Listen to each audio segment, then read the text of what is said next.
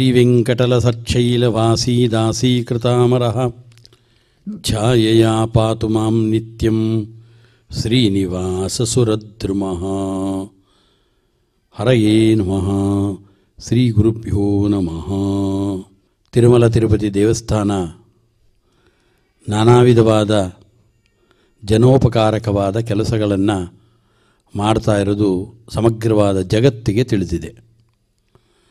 ಸಾಮಾಜಿಕ, ಸಾಂಸ್ಕೃತಿಕ, ಶೈಕ್ಷಣಿಕ, ದೀನದಲಿತರ ಉದ್ಧಾರ, ಬಡವರ ಕಲ್ಯಾಣ, ಅಕ್ಷರದಾಸೋಹ, ಅನ್ನದಾಸೋಹ, ಜ್ಞಾನಪ್ರಸಾರ, ಈ ಅನೇಕ ವಿಧವಾದ ಕಾರ್ಯಗಳಲ್ಲಿ ತಿರುಮಲ ತಿರುಪತಿ ದೇವಸ್ಥಾನ ತಾನೇ ಸ್ಥಾಪಿಸಿದ ಶ್ರೀ ವೆಂಕಟೇಶ್ವರ ಭಕ್ತಿ ವಾಹಿನಿ ಇದನ್ನು ವಿಶೇಷವಾಗಿ ಉಪಯೋಗಪಡಿಸ್ಕೊಳ್ತಾ ಇದೆ. ಆ ಭಕ್ತಿ ವಾಹಿನಿ ಕನ್ನಡ, ತೆಲುಗು, ತಮಿಳು ಮೊದಲಾದ ಭಾಷೆಗಳಲ್ಲಿ ಈಗಾಗಲೇ ಅದು ಪ್ರಸಿದ್ಧಿಯನ್ನು ಪಡೆದಿದೆ. ಶ್ರೀ ವೆಂಕಟೇಶ್ವರ ಕನ್ನಡ ಭಕ್ತಿವಾಹಿನಿ ತಾನು ವಿಶೇಷವಾದ ಕಾರ್ಯಕ್ರಮವನ್ನು ಹಮ್ಮಿಕೊಳ್ಳಬೇಕು ಅನ್ನೋ ದೃಷ್ಟಿಯಿಂದ ಭಗವದ್ಗೀತೆಯ ವಾಚನ ಪ್ರವಚನ ಕಾರ್ಯಕ್ರಮವನ್ನು ಪ್ರಾರಂಭಿಸಿದೆ. ಗೀತೆ ಶ್ರೀಕೃಷ್ಣ ಅವನ ಮುಖಕಮಲದಿಂದ ಹೊರಟ ಸುಂದರವಾದ ವಾಣಿಯೇ ಭಗವದ್ಗೀತೆ. ಕೇವಲ ಅರ್ಜುನನಿಗೆ ಮಾತ್ರ ಅಲ್ಲ, ಸಮಗ್ರವಾದ ಪ್ರಪಂಚಕ್ಕೆ ಜ್ಞಾನವನ್ನು ನೀಡೋ ದೃಷ್ಟಿಯಿಂದ ಶ್ರೀಕೃಷ್ಣ ನೀಡಿದ ಉತ್ತಮವಾದ ಅಮೃತ ಸಮಾನವಾದ ಒಂದು ಉಪದೇಶವೇ ಅದು ಭಗವದ್ಗೀತೆ. ಅಂತಹ ಭಗವದ್ಗೀತೆಯನ್ನು ತಿಳಿಯದ ಭಾರತೀಯನೇ ಅಲ್ಲ ಅಂತ ವಿದೇಶದವರು ಹೇಳ್ತಾರೆ. ಆ ದೃಷ್ಟಿಯಿಂದ ಶ್ರೀ ವೆಂಕಟೇಶ್ವರ ಕನ್ನಡ ವಾಹಿನಿ ನಿಮ್ಮೆಲ್ಲರಿಗಾಗಿಯೂ ಕೂಡ ಶ್ರೀ ಭಗವದ್ಗೀತೆಯ ಪಾರಾಯಣ ಮತ್ತು ಪ್ರವಚನ ಕಾರ್ಯಕ್ರಮವನ್ನು ಎಲ್ಲ ಕನ್ನಡ ಬಂಧುಗಳಿಗೆ ಅದು ತಲುಪಿಸುವ ಪ್ರಯತ್ನವನ್ನು ಮಾಡ್ತಾ ಇದೆ. ಆ ದೃಷ್ಟಿಯಿಂದ ಈಗಾಗಲೇ ತಿಳಿಸಿದಂತೆ 4 ಅಧ್ಯಾಯಗಳ ಪಾರಾಯಣ ಮತ್ತು ಪ್ರವಚನ ಮುಕ್ತಾಯವಾಗಿದೆ. ದಯಮಾಡಿ ಭಕ್ತರು ತಮ್ಮ ತಮ್ಮ ಮನೆಗಳಲ್ಲೇ ಆಸೀನರಾಗಿರುವವರು ನಮ್ಮ ಸರಿಯಾದ ಸಮಯಕ್ಕೆ ತಾವು ಭಗವದ್ಗೀತೆಯ ಪುಸ್ತಕವನ್ನು ತೆಗೆದುಕೊಂಡು 5ನೇ ಅಧ್ಯಾಯದ ಪಾರಾಯಣಕ್ಕೆ ತಾವು ಅಣಿಗೆ ಮಾಡಿಕೊಳ್ಳಬೇಕು. ಇಲ್ಲಿ ಪಾರಾಯಣದ ಶ್ಲೋಕಗಳನ್ನು ಹೇಳಿಕೊಡಲಾಗತ್ತೆ, ಅದಕ್ಕೆ ಸಂಬಂಧಿಸಿದ ಸಂಕಲ್ಪವನ್ನು ಮಾಡಿಸಲಾಗತ್ತೆ, ಕೃಷ್ಣಾರ್ಪಣವನ್ನು ಕೂಡ ತಿಳಿಸಲಾಗತ್ತೆ. ಆದ್ದರಿಂದ ಈ ಕಾರ್ಯಕ್ರಮಗಳಲ್ಲಿ ತಾವು ಭಾಗಿಯಾಗಿ ವಿಶೇಷವಾದ ಪುಣ್ಯವನ್ನು ಸಂಪಾದನೆ ಮಾಡೋದ್ರ ಜೊತೆಗೆ ಭಗವದ್ಗೀತೆಯ ಸಮಗ್ರವಾದ ಜ್ಞಾನವನ್ನು ಪಡೆಯೋದಕ್ಕೆ ಪ್ರವಚನದಲ್ಲೂ ತಾವು ಆಸಕ್ತರಾಗಿ ಭಾಗವಹಿಸಬೇಕು ಅಂತ ಕೇಳ್ಕೊಳ್ತಾ ಈಗಾಗಲೇ ಪಾರಾಯಣ ಮತ್ತು ಪ್ರವಚನವನ್ನು ಪ್ರಾರಂಭ ಮಾಡ್ತಾ ಇದ್ದೇವೆ. ಆರಂಭದಲ್ಲಿ ಗುರು ಪ್ರಾರ್ಥನೆಯನ್ನು, ಈ ಪ್ರಾರ್ಥನೆಯನ್ನು ಶ್ಲೋಕವನ್ನು ಹೇಳಿದ ಕೂಡಲೇ ತಮ್ಮ ಮನೆಯಲ್ಲೇ ಕುಳಿತು ಗಟ್ಟಿಯಾಗಿ ತಾವು ಕೂಡ ಶ್ಲೋಕವನ್ನು ನಮ್ಮೊಂದಿಗೆ ಹೇಳಿಕೊಳ್ಳಬೇಕು ಅಂತ ಕೇಳ್ಕೊಳ್ತೀವಿ. ಸಮಾಶ್ರಯೇದ್ ಗುರುಂ ಭಕ್ತ್ಯಾ ಸಮಾಶ್ರಯೇದ್ ಗುರುಂ ಭಕ್ತ್ಯಾ ಮಹಾವಿಶ್ವಾಸಪೂರ್ವಕಂ ನಿಕ್ಷಿಪೇತ್ ಸರ್ವಭಾರಾಂಶ್ಚ ಗುರು ಶ್ರೀಪಾದ ಪಂಕಜೇ ಆನಂದ ಜ್ಞಾನದಂ ವಿಷ್ಣುಂ ಆನಂದಮಯ ನಾಮಕಂ ಆನಂದೇನ ದದರ್ಶಾಥ ಆನಂದ ನಿಲಯಾಲಯೇ ಶ್ರೀಮದಾದಿವರಾಹ ಕ್ಷೇತ್ರೇ ವಿರಾಜಮಾನಸ್ಯ ಅಖಿಲಾಂಡಕೋಟಿ ಬ್ರಹ್ಮಾಂಡ ನಾಯಕಸ್ಯ ಶ್ರೀ ಪದ್ಮಾವತಿ ಜಾನೇಃ ಭಗವತಃ ಶ್ರೀ ವೆಂಕಟೇಶ್ವರ ಸ್ವಾಮಿನಃ ಕೃಪಾಬಲೇನ ಜಗದ್ಗುರೋಃ ಶ್ರೀ ಗೋಪಾಲಕೃಷ್ಣಸ್ಯ ಅನುಗ್ರಹೇಣ अस्माकं सर्वेषां शरीरस्य मनसश्च शरीरस्य मनसश्च बलसिद्ध्यर्थं बलसिद्ध्यर्थं समस्तानां आधिव्याधीनां निवारणार्थं सर्वयज्ञफलप्राप्त्यर्थं सर्वासां संपदां सिद्ध्यर्थं विद्यार्थिनां बुद्धिशक्तिवृद्धिद्वारा परीक्षासु उत्तीर्णता सिद्ध्यर्थं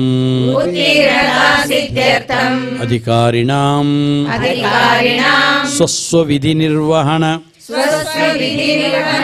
कौशलसिद्ध्यर्थं समस्तपापक्षयार्थं ज्ञानभक्तिवैराग्यसिद्ध्यर्थं श्रीगोपालकृष्णप्रेरणया श्रीगोपालकृष्णप्रीत्यर्थं श्रीमद्भगवद्गीतायाः पंचमाध्याय श्लोकपारायणं तथा भगवद्गीता प्रवचनं च श्रवणं च करिष्यामहे। श्री कृष्णನ ಪ್ರಾರ್ಥನೆ पारिजातहरं पापहरं गोपीमनोहरं गोपीवस्त्रहरं गोपं श्रीनिवासं भजे निशम् शास्त्रेषु भारतं सारं तत्र नाम सहस्रकं वैष्णवं कृष्णगीता च तज्ज्ञानात्मुच्यतेञ्जसा। ಸಮಸ್ತ ಜ್ಞಾನ ರಾಶಿಯಾದ ವೇದವ್ಯಾಸ ದೇವರಿಗೆ ಪ್ರಾರ್ಥನೆಯನ್ನು ಸಲ್ಲಿಸ್ತಾ ಇದ್ದೇವೆ. ವೇದವ್ಯಾಸ ಗುಣಾವಾಸ ವಿದ್ಯಾಧೀಶ ಸತಾಂ ವಶ ಮಾಂ ನಿರಾಶಂ ಗತ ಕ್ಲೇಶಂ ಕುರ್ವನಾಶಂ ಹರೇ ನಿಶಂ. ಅಥ ಶ್ರೀಮದ್ಭಗವದ್ಗೀತಾಯಾಂ ಉಪನಿಷತ್ಸು ಬ್ರಹ್ಮವಿದ್ಯಾಯಾಂ ಯೋಗಶಾಸ್ತ್ರೇ ಶ್ರೀಕೃಷ್ಣಾರ್ಜುನ ಸಂವಾದೇ ಕರ್ಮ ಸನ್ಯಾಸಯೋಗೋ ನಾಮ ಪಂಚಮೋಧ್ಯಾಯಃ. ಅರ್ಜುನ ಉವಾಚ ಸನ್ಯಾಸಂ ಕರ್ಮಣಾಂ ಕೃಷ್ಣ ಪುನರ್ಯೋಗಂ ಚ ಶಂಸಸಿ ಯಚ್ಛೇಯಯೇತಯೋರೇಕಂ ತನ್ಮೇ ಬ್ರೂಹಿ ಸುನಿಶ್ಚಿತಂ. ಶ್ರೀಭಗವಾನುವಾಚ ಸನ್ಯಾಸಃ ಕರ್ಮಯೋಗಶ್ಚ ನಿಶ್ರೇಯಸಕರೌ ಉಭೌ ತಯೋಸ್ತು ಕರ್ಮ ಸನ್ಯಾಸಾತ್ ಕರ್ಮಯೋಗೋ ವಿಶಿಷ್ಯತೆ. ಜ್ಞೇಯಃ ಸ ನಿತ್ಯ ಸನ್ಯಾಸಿ ಯೋ ನ ದ್ವೇಷ್ಟಿ ನ ಕಾಂಕ್ಷತಿ ನಿರ್ದ್ವಂದ್ವೋ ಹಿ ಮಹಾಬಾಹೋ ಸುಖಂ ಬಂಧಾತ್ ಪ್ರಮುಚ್ಯತೆ. ಸಾಂಖ್ಯಯೋಗೋ ಪೃಥಕ್ ಬಾಲಾಃ प्रवदन्ति न पण्डिताः प्रवदन्ति न पण्डिताः एकमप्यस्थितः सम्यक् एकमप्यस्थितः सम्यक् उभयोर्विन्दते फलम् उभयोर्विन्दते फलम् यत्साङ्ख्यैः प्राप्यते स्थानम् यत्साङ्ख्यैः प्राप्यते स्थानम् तद्योगैरपि गम्यते तद्योगैरपि गम्यते एकं साङ्ख्यं च योगं च एकं साङ्ख्यं च योगं च यः पश्यति स पश्यति यः पश्यति स पश्यति सन्न्यासस्तु महाबाहो सन्न्यासस्तु महाबाहो दुःखमाप्तुमयोगतः दुःखमाप्तुमयोगतः योगयुक्तो मुनिर्ब्रह्मा योगयुक्तो मुनिर्ब्रह्मा न चिरेणाधिगच्छति न चिरेणाधिगच्छति योगयुक्तो विशुद्धात्मा योगयुक्तो विशुद्धात्मा विजितात्मा जितेन्द्रियः विजितात्मा जितेन्द्रियः सर्वभूतात्मभूतात्मा सर्वभूतात्मा भूतात्मा कुर्वन्नपि न लिप्यते कुर्वन्नपि न लिप्यते नैव किञ्चित् करोमीति नैव किञ्चित् करोमीति युक्तो मन्येत तत्त्ववित् युक्तो मन्येत तत्त्ववित् पश्यन् शृण्वन् पश्यन् शृण्वन् स्पृशन् जिघ्रन् स्पृशन् जिघ्रन् अश्नन् गच्छन् अश्नन् गच्छन् स्वपन् श्वसन् स्वपन् श्वसन् प्रलपन् विसृजन् प्रलपन् विसृजन् गृह्णन् गृह्णन् उन्मिषन् उन्मिषन् निमिषन्नपि निमिषन्नपि इन्द्रियाणीन्द्रियार्थेषु इन्द्रियाणीन्द्रियार्थेषु वर्तन्त इति धारयन् वर्तन्त इति धारयन् ब्रह्मण्याधाय कर्माणि ब्रह्मण्यादाय कर्माणि सङ्गं त्यक्त्वा करोति यः सङ्गं त्यक्त्वा करोति यः लिप्यते न स पापेन लिप्यते न स पापेन पद्मपत्रमिवाम्बसा पद्मपत्रमिवाम्बसा कायेन मनसा बुद्ध्या कायेन मनसा बुद्ध्या केवलैरिन्द्रियैरपि केवलैरिन्द्रियैरपि योगिनः कर्म कुर्वन्ति योगिनः कर्म कुर्वन्ति सङ्गं त्यक्त्वात्मशुद्धये सङ्गं त्यक्त्वात्मशुद्धये युक्तः कर्मफलं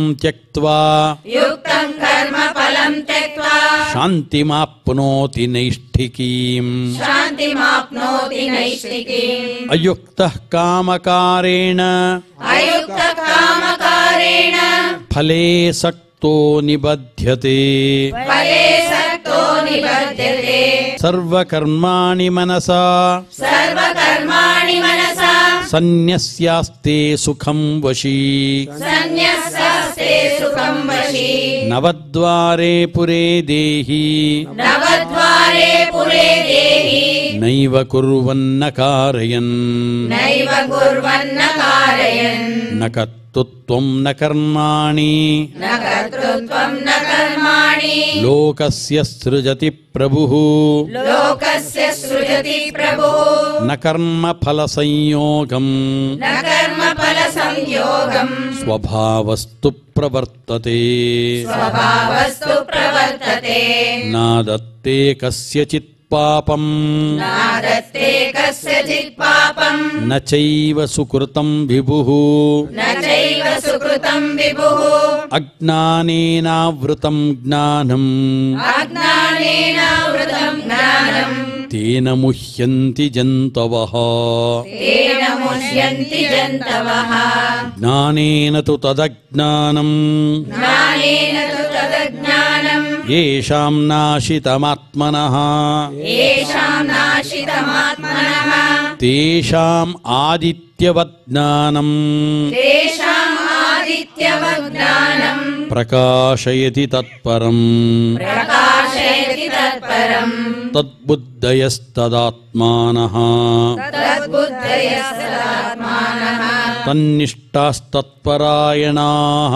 तन्निष्ठास्तत्परायणाः ಗಚ್ಚಂತ್ಯ ಪುನರಾವೃತ್ತಿಂ गच्छन्त्य पुनरावृत्तिम् ಜ್ಞಾನನಿರ್ಧೂತಕಲ್ಮಷಾಃ ज्ञाननिर्धूतकल्मषाः ವಿದ್ಯಾ ವಿನಯ ಸಂಪನ್ನೇ विद्या विनय सम्पन्ने ಬ್ರಾಹ್ಮಣೇ ಗವಿಹಸ್ತಿನಿ ब्राह्मणे गविहस्तिनि ಶುನಿ ಚೈವ ಶ್ವಪಾಕೆ ಚ शुनि चैव स्वभागे च ಪಂಡಿತಾಃ ಸಮದರ್ಶಿನಃ पण्डिताः समदर्शिनः ಇಹೈವ ತೈರ್ಜಿತಃ ಸರ್ಗೋ इहैव सर्गो ಯೋಷಾಂ ಸಾಮ್ಯೇ ಸ್ಥಿತಂ ಮನಃ योषां साम्ये स्थितं मनः ನಿರ್ದೋಷಂ ಹಿ ಸಮಂ ಬ್ರಹ್ಮ निर्दोषं हि समं ब्रह्म ತಸ್ಮಾತ್ ಬ್ರಹ್ಮಣಿ ತೇ ಸ್ಥಿತಾಃ तस्मात् ब्रह्मणि ते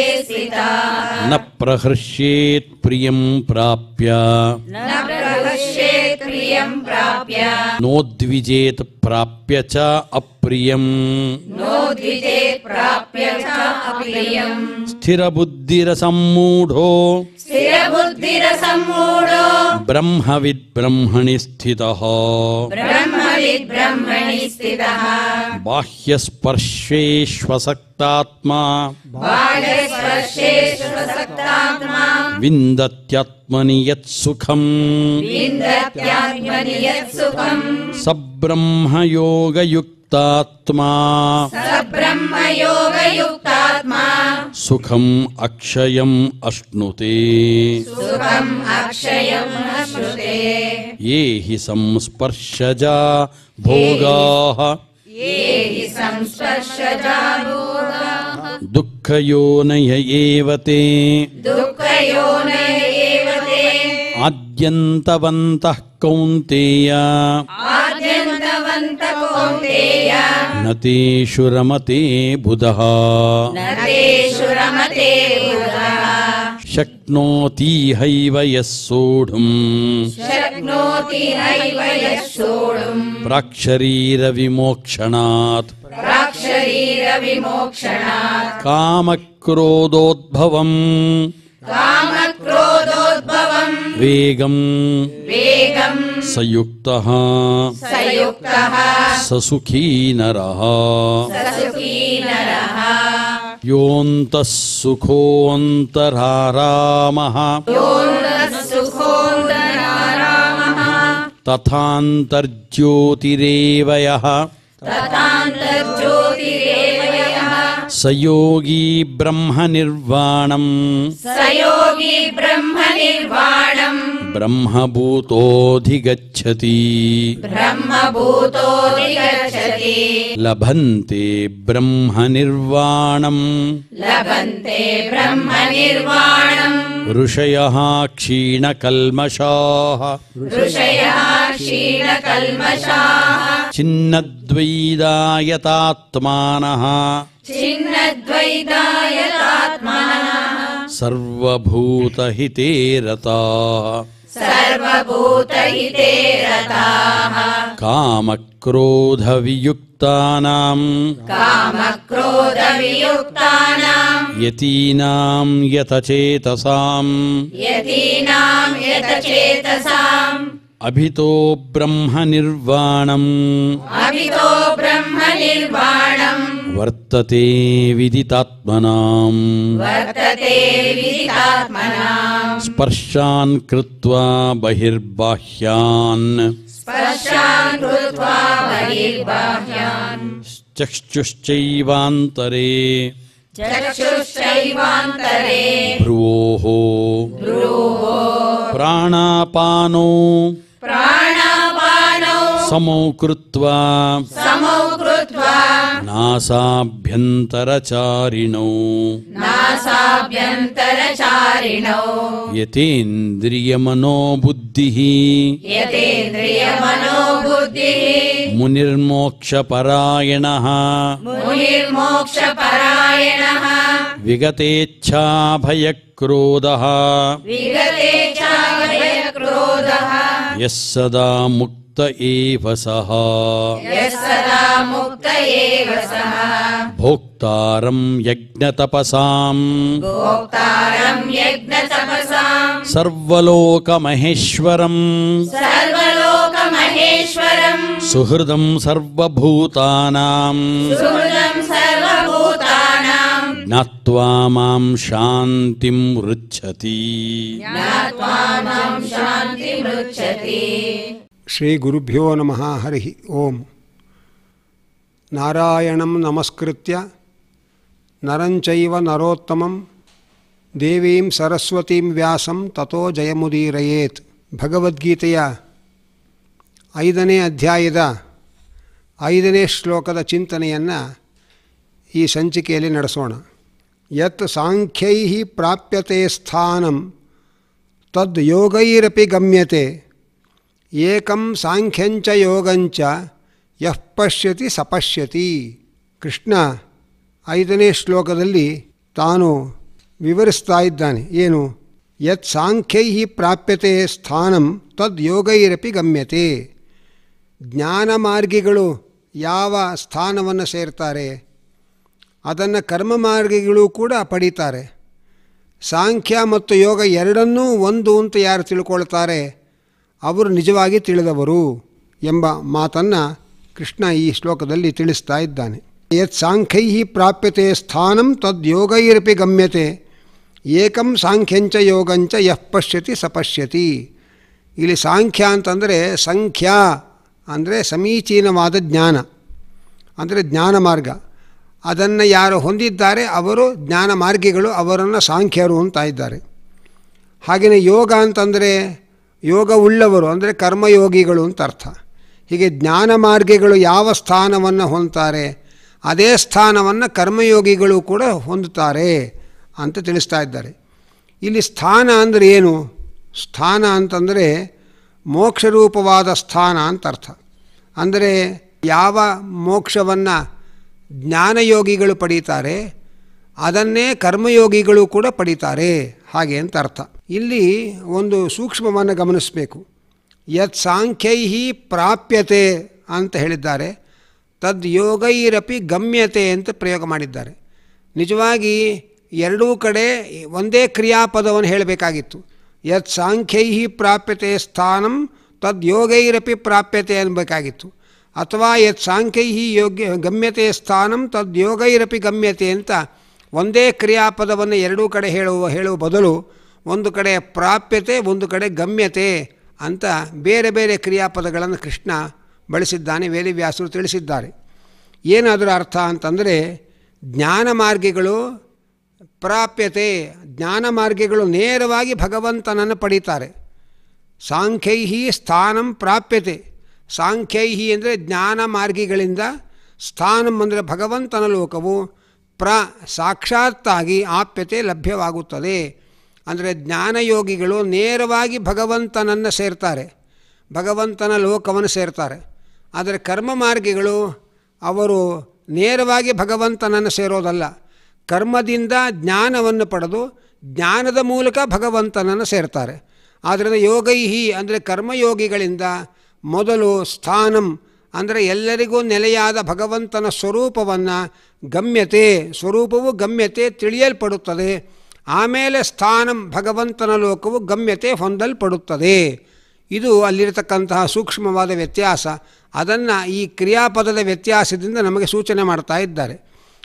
ಅಂದರೆ ಗಮ್ಯತೆ ಅಂತಂದರೆ ಅಧಿಗಮ್ಯತೆ ಅಂತಲೂ ಒಂದರ್ಥ, ಪ್ರಾಪ್ಯತೆ ಅಂತಲೂ ಒಂದರ್ಥ. ಕರ್ಮಣ ಜ್ಞಾನ ಮಾತನೋತಿ ಜ್ಞಾನೇನ ಅಮೃತೀಭವತಿ ಅಂತ ಶ್ರುತಿ ಹೇಳ್ತಾ ಇದೆ. ಕರ್ಮದಿಂದ ನೇರವಾಗಿ ಭಗವಂತನನ್ನು ಪಡೆಯಲ್ಲ, ಕರ್ಮದಿಂದ ಜ್ಞಾನವನ್ನು ಪಡೆದು ಜ್ಞಾನದಿಂದ ಭಗವಂತನನ್ನು ಸೇರ್ತಾರೆ ಎಂಬುದಾಗಿ ಶ್ರುತಿ ಹೇಳ್ತಾ ಇರೋದರಿಂದ ಜ್ಞಾನ ಮಾರ್ಗಿಗಳು ನೇರವಾಗಿ ಭಗವಂತನನ್ನು ಸೇರ್ತಾರೆ, ಕರ್ಮ ಮಾರ್ಗಿಗಳು ಕರ್ಮದಿಂದ ಜ್ಞಾನವನ್ನು ಪಡೆದು ಜ್ಞಾನದಿಂದ ಭಗವಂತನನ್ನು ಸೇರ್ತಾರೆ. ಒಟ್ಟು ಎರಡಕ್ಕೂ ಕೂಡ ಗಮ್ಯವನಾದವನು ಒಬ್ಬನೇ ಭಗವಂತ. ಹಾಗಾಗಿ ಏಕಂ ಸಾಂಖ್ಯಂಚ ಯೋಗಂಚ, ಸಾಂಖ್ಯ ಮಾರ್ಗಿಗಳು ಹೊಂದುವುದು ಕರ್ಮಯೋಗಿಗಳು ಹೊಂದುವುದು ಎರಡೂ ಒಂದೇ, ಎರಡೂ ಮಾರ್ಗಗಳಿಗೆ ಗಮ್ಯ ಒಂದೇ ಅಂತ ಯಾರು ತಿಳಿತಾರೆ ಅವರು ನಿಜವಾಗಿ ತಿಳಿದವರು ಎಂಬ ಮಾತನ್ನು ಕೃಷ್ಣ ತಿಳಿಸ್ತಾ ಇದ್ದಾನೆ. ಹೀಗೆ ಮೊದಲು ಜ್ಞಾನದಿಂದ ನೇರವಾದ ಮುಕ್ತಿ, ಕರ್ಮದಿಂದ ಜ್ಞಾನದ್ವಾರ ಮುಕ್ತಿ. ಆದರೆ ಎರಡಕ್ಕೂ ಕೊನೆ ಫಲ ಒಂದೇ, ಯಾವುದು? ಪರಮಾತ್ಮನ ಲೋಕವನ್ನು ಸೇರೋದು ಎಂಬ ಅಭಿಪ್ರಾಯವನ್ನು ಇಲ್ಲಿ ತಿಳಿಸ್ತಾ ಇದ್ದಾರೆ. ಇದರಿಂದ ಕೃಷ್ಣ ನಮಗೆಲ್ಲ ಒಂದು ಎಚ್ಚರಿಕೆ ಕೊಡ್ತಾ ಇದ್ದಾನೆ. ಭಗವಂತನ ಜ್ಞಾನ ಸಂಪಾದನೆ ಮಾಡದೆ ಬರೇ ಕರ್ಮದಲ್ಲೇ ಮುಳುಗಬೇಡ್ರಿ. ಅದು ಬರೇ ದೇಹ ಶ್ರಮವಾದೀತೆ ಹೊರತು ಪ್ರಯೋಜನಕ್ಕೆ ಬರಲ್ಲ. ಆದ್ದರಿಂದ ಜ್ಞಾನ ಸಂಪಾದನೆಗೆ ಕರ್ಮಾನುಷ್ಠಾನ ಸಾಧನೆ ಆಗಬೇಕೇ ಹೊರತು ಕರ್ಮಾನುಷ್ಠಾನಕ್ಕೆ ನಿಲ್ಲಬಾರ್ದು. ಆದ್ದರಿಂದ ನಾವು ಜಡ ಕರ್ಮಠರಾಗದೆ ಜ್ಞಾನ ಸಂಪಾದನೆ ಕಡೆಗೆ ವಿಶೇಷವಾದ ಒಲವು ತೋರಬೇಕು. ಆ ಸಂಪಾದನೆ ಮಾಡದ ಜ್ಞಾನ ಶುದ್ಧವಾಗಿ ಹೃದಯದಲ್ಲಿ ಉಳಿಯುವುದಕ್ಕೆ ಕರ್ಮಾನುಷ್ಠಾನವನ್ನು ಮಾಡಬೇಕು.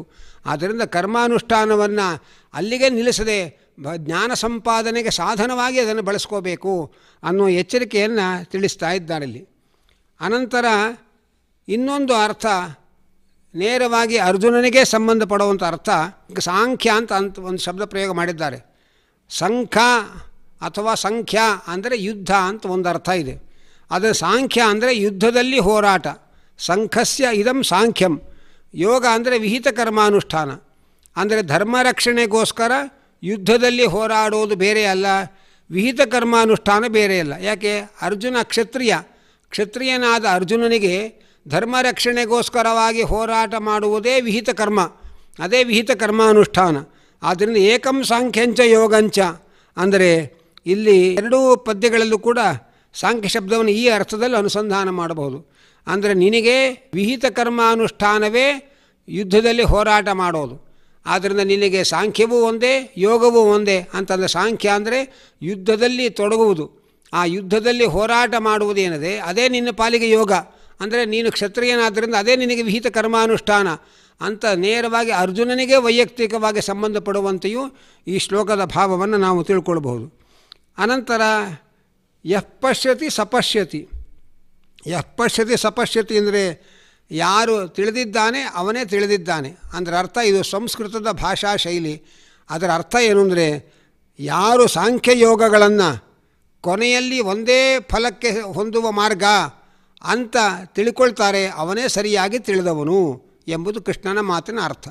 ಒಟ್ಟು ಈ ಶ್ಲೋಕದ ಪ್ರತಿಪದಾರ್ಥ ಏನು ಅಂದರೆ, ಯತ್ ಯಾವ ಸ್ಥಾನಂ ಎಲ್ಲರಿಗೂ ನೆಲೆಯಾದ ಭಗವತ್ ಸ್ವರೂಪವು ಸಾಂಖ್ಯೈಹಿ ಜ್ಞಾನಯೋಗಿಗಳಿಂದ ನೇರವಾಗಿ ಆಪ್ಯತೆ ಹೊಂದಲ್ಪಡುತ್ತದೆಯೋ ತತ್ ಆ ಭಗವತ್ ಸ್ವರೂಪವು ಯೋಗೈಹಿ ಅಪಿ ಕರ್ಮಯೋಗಿಗಳಿಂದ ಕೂಡ ಮೊದಲು ಗಮ್ಯತೆ ತಿಳಿಯಲ್ಪಡುತ್ತೆ, ಅನಂತರ ಗಮ್ಯತೆ ಹೊಂದಲ್ಪಡುತ್ತದೆ. ಆದ್ದರಿಂದ ಜ್ಞಾನ ಮಾರ್ಗ ಮತ್ತು ಕರ್ಮ ಮಾರ್ಗ, ಜ್ಞಾನ ಮಾರ್ಗಿಗಳು ನೇರವಾಗಿ ಭಗವಂತನನ್ನು ಸೇರ್ತಾರೆ. ಕರ್ಮ ಮಾರ್ಗಿಗಳು ಅವರು ಕರ್ಮದಿಂದ ಜ್ಞಾನವನ್ನು ಪಡೆದು ಜ್ಞಾನದಿಂದ ಭಗವಂತನನ್ನು ಸೇರ್ತಾರೆ. ಒಟ್ಟಾರೆ ಜ್ಞಾನ ಮಾರ್ಗ ಕರ್ಮ ಮಾರ್ಗಗಳಿಗೆ ಭಗವಂತನೇ ಮುಖ್ಯವಾದ ಗಮ್ಯ ಅನ್ನುವುದನ್ನು ನಾವಿಲ್ಲಿ ಗಮನಿಸಬೇಕು. ಹೀಗೆ ಸಾಂಖ್ಯಂಚ ಜ್ಞಾನ ಮಾರ್ಗವನ್ನು, ಜ್ಞಾನ ಮಾರ್ಗಿಯನ್ನು, ಯೋಗಂಚ ಕರ್ಮ ಮಾರ್ಗವನ್ನು, ಕರ್ಮ ಮಾರ್ಗದಲ್ಲಿ ನಡೆಯುವವನನ್ನು, ಏಕಂ ಅಂದರೆ ಅಂತ ಕೊನೆಯಲ್ಲಿ ಒಂದೇ ಗುರಿಯ ಕಡೆಗೆ ಸಾಗುವಂಥದ್ದು ಅಂತ ಯಾರು ಪಶ್ಯತಿ ಯಾರು ಪಶ್ಯತಿ ತಿಳ್ಕೊಳ್ತಾರೋ ಸಹ ಅವನೇ ಪಶ್ಯತಿ ನಿಜವಾಗಿ ತಿಳಿದವನಾಗಿದ್ದಾನೆ ಅನ್ನುವುದು ಈ 5ನೇ ಶ್ಲೋಕದ ಅರ್ಥಾನುಸಂಧಾನ.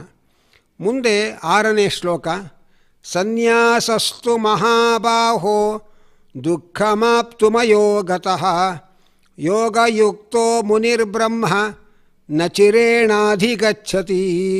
ಸನ್ಯಾಸಕ್ಕಿಂತ ಯೋಗ ಶ್ರೇಷ್ಠ ಅನ್ನುವುದಕ್ಕೆ ಇನ್ನೂ ಒಂದು ವಿವರಣೆಯನ್ನು, ಕಾರಣವನ್ನು ಈ ಶ್ಲೋಕದಲ್ಲಿ ಕೃಷ್ಣ ಹೇಳ್ತಾ ಇದ್ದಾನೆ.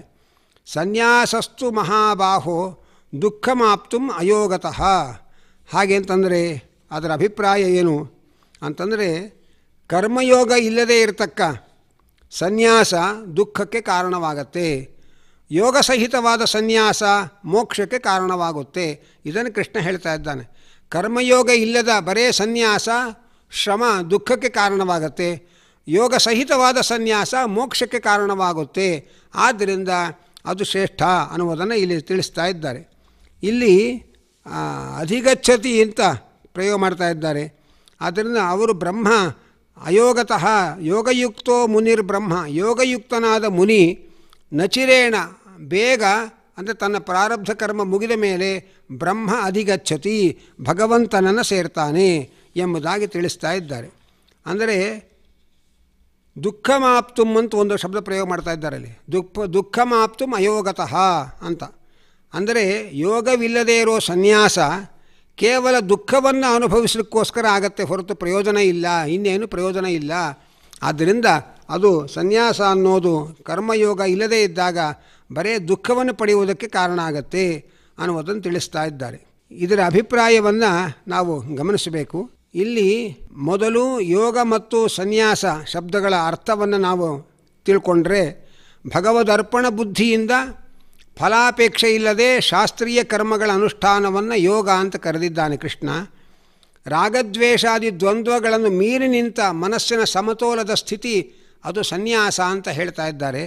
ಈ ಅರ್ಥದಲ್ಲಿ ಯತಿಗಳೂ ಸನ್ಯಾಸಿಗಳಾಗದೇ ಇರಬಹುದು, ಗೃಹಸ್ಥರೂ ಸನ್ಯಾಸಿಗಳಾಗಬಹುದು.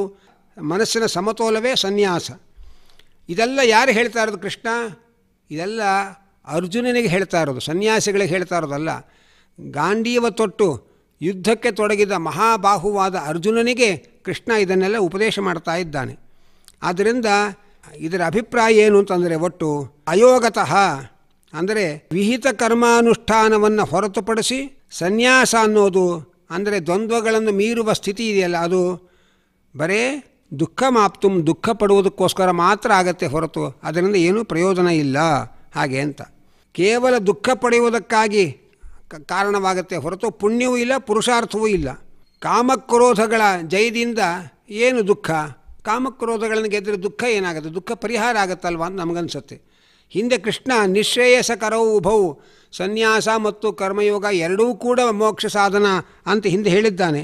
ಈಗ ಇದ್ದಕ್ಕಿದ್ದ ಹಾಗೆ ಕರ್ಮಯೋಗ ಇಲ್ಲದೇ ಇರೋ ಕರ್ಮ ಸನ್ಯಾಸ ದುಃಖಕ್ಕೆ ಕಾರಣವಾಗತ್ತೆ ಹಾಗೆ ಅಂತ ಹೇಳ್ತಾ ಇದ್ದಾನಲ್ಲ. ಏನು ಹಾಗೆ ಅಂತಂದರೆ, ಅದಕ್ಕೆ ಹೇಳ್ತಾ ಇದ್ದಾರೆ, ಯೋಗದ ಜೊತೆ ಇದ್ದಾಗ ಕರ್ಮ ಸನ್ಯಾಸ ನಿಶ್ರೇಯಸಕರ ಮೋಕ್ಷ ಸಾಧನ. ಅದೇ ಕರ್ಮಯೋಗದ ಜೊತೆ ಇಲ್ಲದೇ ಇದ್ದಾಗ ಬರೇ ಕರ್ಮ ಸನ್ಯಾಸ ಅನ್ನೋದು ಅದು ಬರೇ ದುಃಖಕ್ಕೆ ಕಾರಣ ಆಗತ್ತೆ. ಅಂದರೆ ಏನರ್ಥ? ಕಾಮಾದಿಗಳನ್ನೆಲ್ಲ ಕಷ್ಟಪಟ್ಟು ಗೆದ್ದ, ಕಾಮಕ್ರೋಧಗಳನ್ನೆಲ್ಲ ಕಷ್ಟಪಟ್ಟು ಗೆದ್ದ. ಆ ಕಾಮಕ್ರೋಧಗಳನ್ನು ಗೆಲ್ಲೋದು ಬಹಳ ಕಷ್ಟ. ಅಷ್ಟೆಲ್ಲ ಕಷ್ಟವನ್ನು ಪಟ್ಟು ಅವನು ಭಗವಂತನನ್ನು ಸೇರದೆ ಹೋದರೆ ಆ ಎಲ್ಲ ಸಾಹಸವೂ ವ್ಯರ್ಥವಾಗತ್ತೆ. ಆದ್ದರಿಂದ ಕರ್ಮಯೋಗ ಇಲ್ಲದೇ ಇದ್ದಾಗ ಕರ್ಮ ಸನ್ಯಾಸ ಬರೇ ವ್ಯರ್ಥ ಮತ್ತು ಅನರ್ಥಕ್ಕೂ ಸಾಧನ ಆಗತ್ತೆ ಹಾಗೆ ಅಂತ. ಯಾಕೆಂದರೆ ವ್ಯರ್ಥ ಯಾಕಾಗತ್ತೆ? ಕಾಮವನ್ನು ಗೆದ್ದದ್ದರಿಂದ ಮನಸ್ಸು ಹಾಯಾಗಿರುತ್ತೆ, ಕ್ರೋಧವನ್ನು ಗೆದ್ದದ್ದರಿಂದ ಎಲ್ಲರ ಜೊತೆಯಲ್ಲಿ ನಿಷ್ಠುರ ಹೋಗುತ್ತೆ. ಹಾಗಾಗಿ ಎಲ್ಲರ ಜೊತೆಯಲ್ಲಿ ವಿಶ್ವಾಸಕ್ಕೆ ಪಾತ್ರನಾಗಿ ಶಾಂತವಾಗಿ ಆರಾಮಾಗಿದ್ದೇನಲ್ಲ. ಕರ್ಮಯೋಗ ಬಿಡಿ, ಕರ್ಮ ಸನ್ಯಾಸ ಅನ್ನೋದು ವ್ಯರ್ಥ ಅಂತ ಯಾಕೆ ಹೇಳ್ತೀರಿ ನೀವು? ಕರ್ಮ ಸನ್ಯಾಸ ಅಂದರೆ ರಾಗದ್ವೇಷಗಳನ್ನು ಪರಿತ್ಯಾಗ ಮಾಡೋದು, ಕಾಮಕ್ರೋಧಗಳ ಪರಿತ್ಯಾಗ ಮಾಡೋದು. ಕಾಮಕ್ರೋಧಗಳನ್ನು ಪರಿತ್ಯಾಗ ಮಾಡಿದ್ರಿಂದ ಮನಸ್ಸು ಆನಂದವಾಗಿದೆ, ಈಗ ಅದು ಒಂದು ಫಲವೇ ತಾನೇ ಅಂತ ಕೇಳಿದರೆ ಅದಕ್ಕೆ ಹೇಳ್ತಾರೆ, ನೀನು ಪಡೆದ ಫಲ ಯಾವುದು, ಕಳ್ಕೊಂಡ ಫಲ ಯಾವುದು ಯೋಚನೆ ಮಾಡೋದು. ಕರ್ಮಯೋಗ ಇಲ್ಲದೇ ಇರೋ ಕರ್ಮ ಸನ್ಯಾಸದಿಂದ ಮೋಕ್ಷವನ್ನು ಕಳ್ಕೊಂಡು, ಮೋಕ್ಷದಂತಹ ಮಹಾಫಲವನ್ನು ಕಳೆದುಕೊಂಡದ್ದು, ಪಡೆದದ್ದು ಒಂದು ಕ್ಷಣಿಕವಾದ ನೆಮ್ಮದಿ ಅಷ್ಟೇ. ಯಾವುದು ಅತ್ಯಂತ ದೊಡ್ಡ ಫಲವನ್ನು ಕಳ್ಕೊಂಡು ಅಲ್ಪ ಫಲವನ್ನು ಪಡೆದರೆ ಆ ಅಲ್ಪ ಫಲವೇ ಅಲ್ಲ ಅದು. ಒಳ್ಳೆ ಬೆಲೆ ಬಾಳುವಂತಹ ಮುತ್ತಿನ ಹಾರ ಕೊಟ್ಟು ಹಿಡಿ ಅಕ್ಕಿ ಪಡೆದು ಹಿಡಿ ಅಕ್ಕಿ ಸಿಕ್ತಲ್ಲ, ಮುತ್ತಿನ ಹಾರ ಕೊಟ್ಟು ಕಳ್ಕೊಂಡಿದ್ದೇನು ವ್ಯರ್ಥ ಆಗಲಿಲ್ಲ ಅಂತಂದರೆ ಅದು ಮೂರ್ಖತನ. ಮುತ್ತಿನ ಹಾರ ಅದು ಅಮೂಲ್ಯವಾದ್ದು, ಅದನ್ನು ಕಳೆದುಕೊಂಡು ಹಿಡಿಯ ಅಕ್ಕಿ ಪಡೆದೆ ಅಂತ ಖುಷಿಪಟ್ಟರೆ ಹೇಗೆ ಮೂರ್ಖತನವೋ ಹಾಗೆ ಕರ್ಮಯೋಗವನ್ನು ಬಿಟ್ಟು ಬರೇ ಕರ್ಮ ಸನ್ಯಾಸವನ್ನು ಮಾಡಿ ನಾನು ಮಾನಸಿಕವಾಗಿ ನೆಮ್ಮದಿಯಾಗಿದ್ದೇನೆ, ಇದೇ ಇದರ ಫಲ ಸಾಕು ನನಗೆ ಅಂತಂದರೆ ಮೋಕ್ಷ ಎಂಬಂತಹ ಮಹಾಫಲವನ್ನು ಕಳ್ಕೊಂಡು ಬರೇ ಮಾನಸಿಕ ನೆಮ್ಮದಿಯನ್ನು ಅಲ್ಪ ಫಲವನ್ನು ಪಡೆದರೆ ಆ ಅಲ್ಪ ಫಲವೇ ಅಲ್ಲ ಅದು. ಆದ್ದರಿಂದ ಬರೇ ದುಃಖವನ್ನು ಹೊಂದುವುದು ಅಷ್ಟೇ ಆಯಿತೇ ಹೊರತು ಭಗವಂತನನ್ನು ಸೇರಲಿಲ್ಲ, ಮೋಕ್ಷವನ್ನು ಪಡೆಯಲಿಲ್ಲ. ಅದನ್ನು ಕರ್ಮಯೋಗದ ಜೊತೆಗೆ ಕರ್ಮ ಸನ್ಯಾಸ ಸೇರಿದರೆ ಆಗ ಅದು ನಿಶ್ರೇಯಸಕರವಾಗತ್ತೆ. ಬರೇ ಕರ್ಮ ಸನ್ಯಾಸ ಕರ್ಮಯೋಗದ ಜೊತೆ ಇಲ್ಲದೇ ಇದ್ದಾಗ ಅದು ಬರೇ ದುಃಖವನ್ನು ಪಡೆಯುವುದಕ್ಕೆ ಕಾರಣ ಆಗುತ್ತೆ ಹೊರತು ಪ್ರಯೋಜನ ಇಲ್ಲ ಎಂಬ ಮಾತನ್ನು ಕೃಷ್ಣ ಇಲ್ಲಿ ಹೇಳ್ತಾ ಇದ್ದಾನೆ. ಅನಂತರ ಯೋಗಯುಕ್ತ ಮುನಿ ಅಂತ ಹೇಳ್ತಾ ಇದ್ದಾರೆ. ಅಂದರೆ ಯಾರು ದ್ವಂದ್ವಾತೀತನಾದ ಮುನಿ, ಅವನು ವಿಹಿತ ಕರ್ಮಾನುಷ್ಠಾನ ರೂಪವಾದ ಯೋಗ, ಈ ದ್ವಂದ್ವಾತೀತತೆ ವಿಹಿತ ಕರ್ಮಾನುಷ್ಠಾನ ಎಂಬ ಯೋಗ ಇದೆರಡೂ ಸೇರಿದಾಗ ಬ್ರಹ್ಮ ಅಧಿಗಚ್ಚತಿ, ಅವನು ಬ್ರಹ್ಮ ಸಾಕ್ಷಾತ್ಕಾರವನ್ನು ಪಡೀತಾನೆ. ಯಾವಾಗ? ನಚಿರೇಣ ಸಾಧನೆ ಪಕ್ವವಾದ ಕೂಡಲೇ ಪರಬ್ರಹ್ಮನ ಸಾಕ್ಷಾತ್ಕಾರವನ್ನು ಪಡಿತಾನೆ. ನಂತರ ಪರಬ್ರಹ್ಮನನ್ನು ಅಧಿಗಚ್ಚತಿ ಅಂದರೆ ಎಂದೂ ಮರಳದಂತೆ ಅವನು ಅಧಿಕವಾಗಿ ಹೋಗಿ ಸೇರ್ತಾನೆ. ಅದು ಯಾವಾಗ? ನಚಿರೇಣ ಅಂದರೆ ಪ್ರಾರಬ್ಧ ಕರ್ಮ ಮುಗಿದು ಕೂಡಲೇ. ಹೀಗೆ ಯಾರು ದ್ವಂದ್ವಾತೀತನಾಗಿದ್ದಾನೆ, ಜೊತೆಯಲ್ಲಿ ವಿಹಿತ ಕರ್ಮಾನುಷ್ಠಾನ ರೂಪವಾದ ಯೋಗವನ್ನೂ ಮಾಡಿದ್ದಾನೆ, ಆ ಯೋಗ ಮತ್ತು ಸನ್ಯಾಸಗಳು ಎರಡೂ ಯಾರಲ್ಲಿ ಸೇರಿಕೊಂಡಿದೆ ಅವರು ಪರಮಾತ್ಮನ ಸಾಕ್ಷಾತ್ಕಾರವನ್ನು ಪಡೀತಾರೆ ಸಾಧನೆ ಪಕ್ವಾದ ಮೇಲೆ.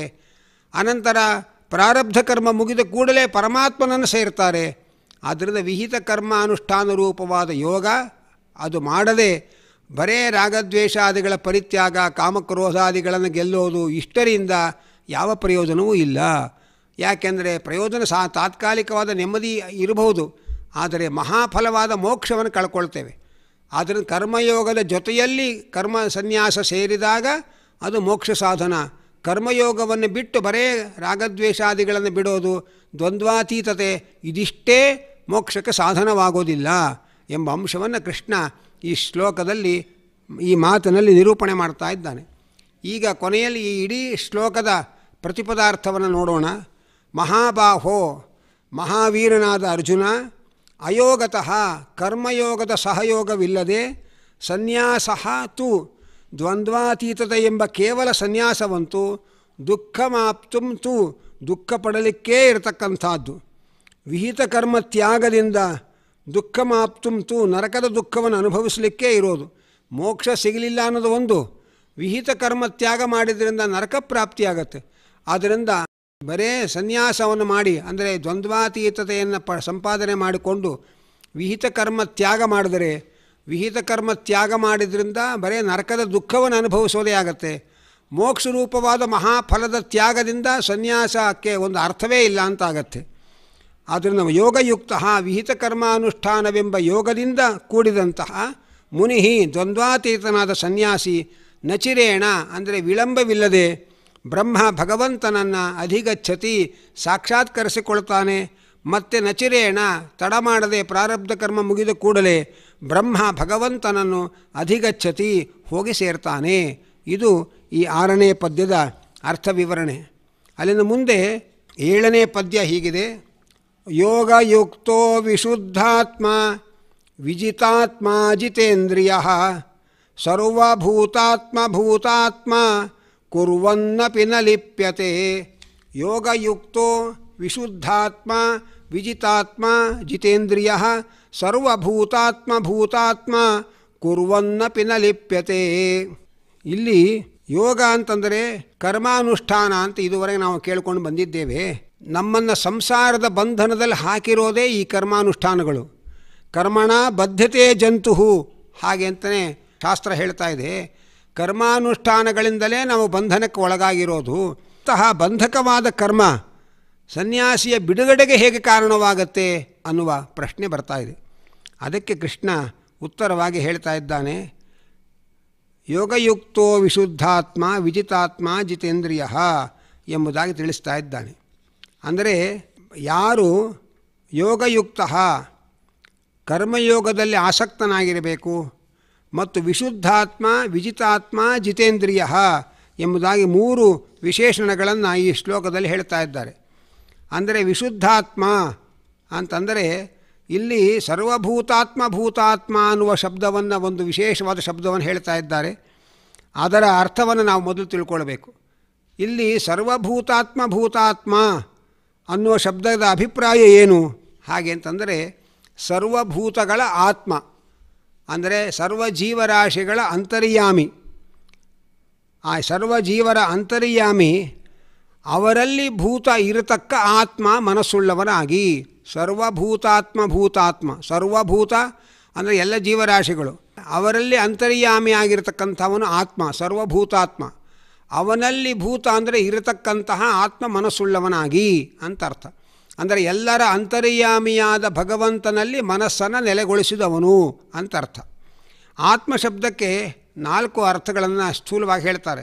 ಯಚ್ಚ ಆಪ್ನೋತಿ ಯದಾದತ್ತೆ ಯಚ್ಚಾತ್ತಿ ವಿಷಯಾನಿಹ ಯಚ್ಚಾಸ ಸಂತತೋ ಭಾವ ತಸ್ಮಾತ್ ಆತ್ಮೇತಿ ಭಣ್ಯತೆ ಎಂಬುದಾಗಿ ಆತ್ಮಶಬ್ದ ಭಗವಂತನ ನಿಯಾಮಕತ್ವವನ್ನು ವಿವರಿಸ್ತಾ ಇದೆ.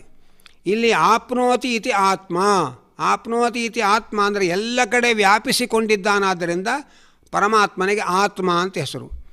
ಆದತ್ತೆ ಇತಿ ಆತ್ಮ, ಭಕ್ತರ ಬಳಿಗೆ ಹೋಗಿ ಅವರನ್ನು ತನ್ನವರನ್ನಾಗಿ ಸ್ವೀಕಾರ ಮಾಡ್ತಾನೆ. ಭಕ್ತರ ಬಳಿ ತೆರಳಿ ಅವರನ್ನು ತನ್ನವರನ್ನಾಗಿ ಸ್ವೀಕಾರ ಮಾಡ್ತಾನಾದ್ದರಿಂದ ಪರಮಾತ್ಮನಿಗೆ ಆತ್ಮ ಅಂತ ಹೆಸರು.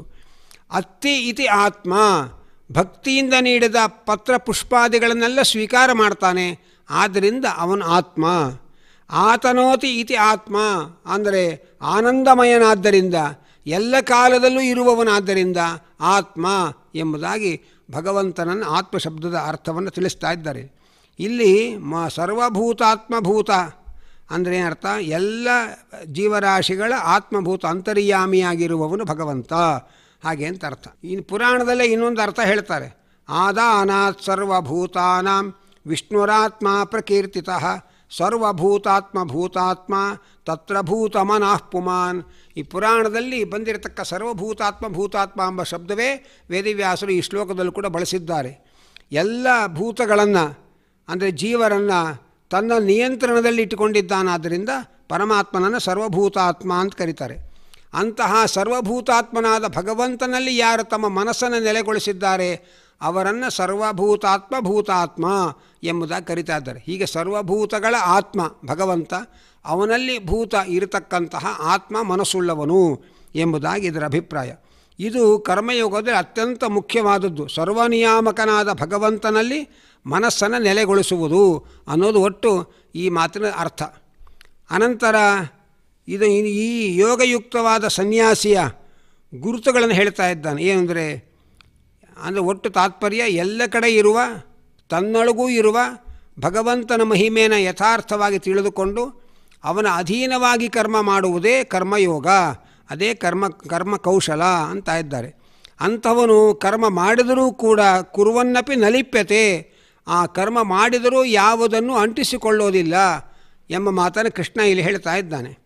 ಇದಕ್ಕೆ ಈ ಕರ್ಮಗಳು ಅಂಟುವುದಕ್ಕೆ ಬರೀ ಕ್ರಿಯೆ ಕಾರಣ ಅಲ್ಲ, ಕ್ರಿಯೆಗಳ ಹಿಂದಿರುವ ಅನುಸಂಧಾನ ಆ ಕರ್ಮಗಳು ನಮಗೆ ಅಂಟುವುದಕ್ಕೆ ಬಂಧಕವಾಗುವುದಕ್ಕೆ ಕಾರಣ ಅನ್ನುವುದನ್ನು ತಿಳಿಸ್ತಾ ಇದ್ದಾರೆ.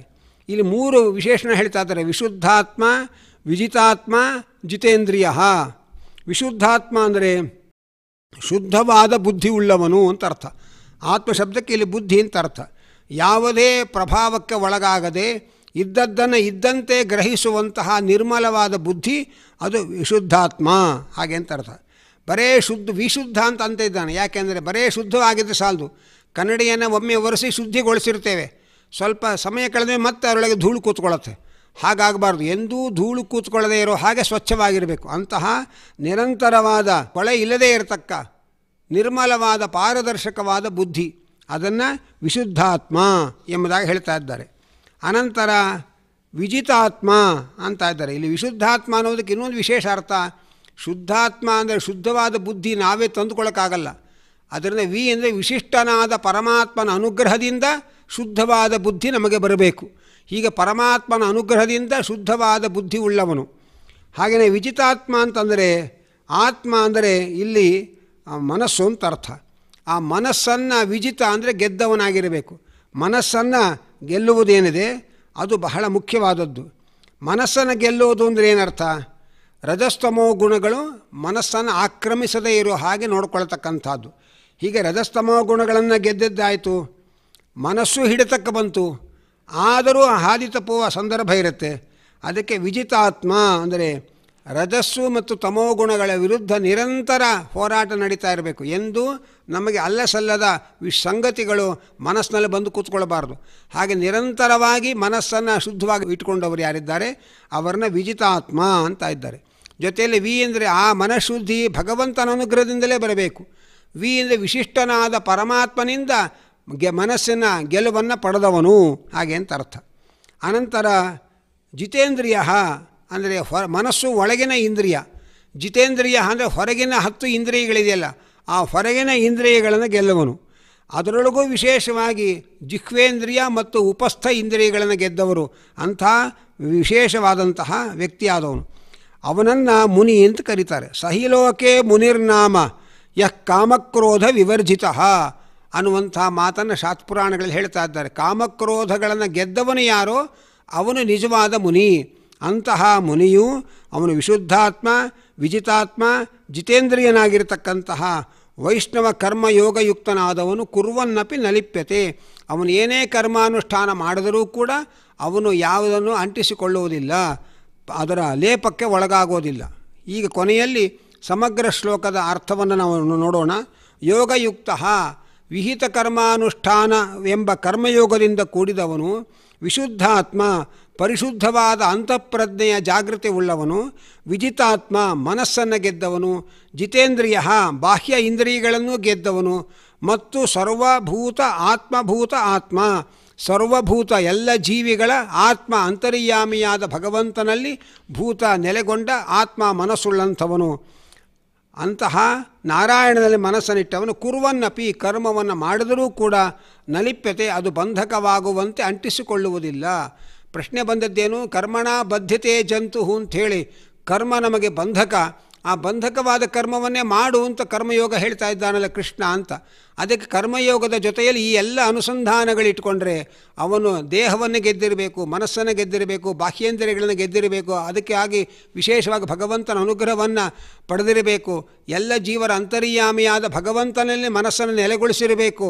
ಅಂಥ ಮುನಿ ಯಾರಿದ್ದಾನೆ, ಕಾಮಕ್ರೋಧ ವಿವರ್ಜಿತನಾದ ವ್ಯಕ್ತಿ, ಅವನು ಎಂಥ ಕರ್ಮವನ್ನು ಮಾಡಿದರೂ ಕೂಡ ಯಾವ ಕರ್ಮವೂ ಅವನಿಗೆ ಬಂಧಕವಾಗುವುದಿಲ್ಲ ಎಂಬ ಮಾತನ್ನು ಕೃಷ್ಣ ಈ ಶ್ಲೋಕದಲ್ಲಿ ತಿಳಿಸ್ತಾ ಇದ್ದಾನೆ ಎಂಬಲಿಗೆ ಈ ಚಿಂತನೆಯನ್ನು ಶ್ರೀನಿವಾಸನ ಪಾದಾರವಿಂದಗಳಲ್ಲಿ ಅರ್ಪಣೆ ಮಾಡ್ತಾ ಇದ್ದೇನೆ. ಕೃಷ್ಣಾರ್ಪಣಮಸ್ತು.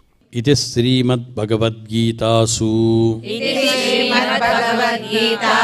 ಉಪನಿಷತ್ಸು ಬ್ರಹ್ಮವಿದ್ಯಾಯಾಂ ಯೋಗಶಾಸ್ತ್ರೇ ಶ್ರೀಕೃಷ್ಣಾರ್ಜುನ ಸಂವಾದೇ ಕರ್ಮ ಸನ್ಯಾಸಯೋಗೋ ನಾಮ ಪಂಚಮೋಧ್ಯಾಯಃ.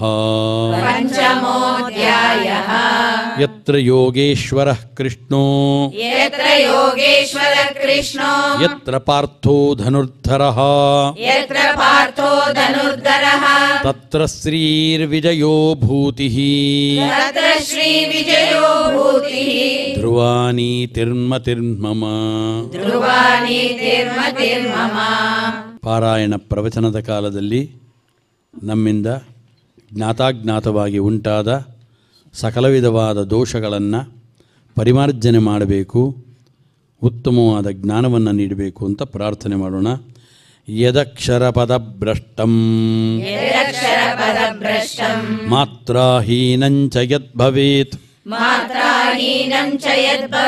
ತತ್ಸರ್ವಂ ಕ್ಷಮ್ಯತಾಂ ದೇವ ನಾರಾಯಣ ನಮೋಸ್ತುತೇ. ಕಾಯೇನ ವಾಚಾ ಮನಸೇಂದ್ರಿಯೈರ್ವಾ ಬುದ್ಧ್ಯಾತ್ಮನಾ ವಾ ಪ್ರಕೃತಿ ಸ್ವಭಾವಾತ್ ಕರೋಮಿ ಯದ್ಯತ್ ಸಕಲಂ ಪರಸ್ಮೈ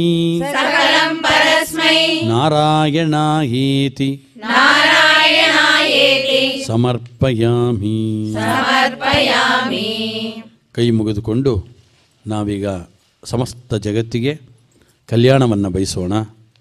ಇಡೀ ಲೋಕಕ್ಕೆ ಕ್ಷೇಮವಾಗಲಿ ಅಂತ ಪ್ರಾರ್ಥನೆ ಮಾಡ್ತಾ ಇದ್ದೇವೆ. ಸರ್ವೇ ಭವಂತು ಸುಖಿನಃ ಸರ್ವೇ ಸಂತು ನಿರಾಮಯಾಃ ಸರ್ವೇ ಭದ್ರಾಣಿ ಪಶ್ಯಂತು ಮಾ ಕಶ್ಚಿತ್ ದುಃಖ ಭಾಗ್ ಭವೇತ್. ಶ್ರಿಯಃ ಕಾಂತಾಯ ಕಲ್ಯಾಣ ನಿಧಯೇ ನಿಧಯೇ ಅರ್ತಿನಾಂ ಶ್ರೀ ವೆಂಕಟ ನಿವಾಸಾಯ ಶ್ರೀನಿವಾಸಾಯ ಮಂಗಳಂ.